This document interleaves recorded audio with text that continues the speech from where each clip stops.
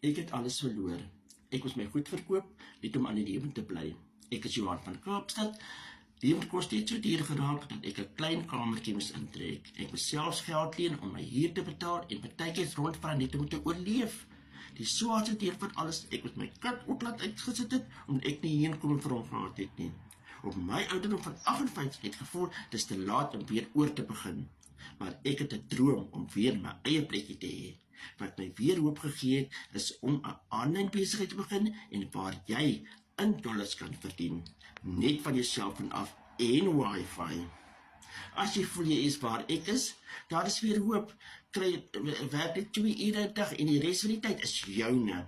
En jy kan saam met jou familie tyd spandeer. Tik gerede in die kommentaar as jy meer inligting wil hê.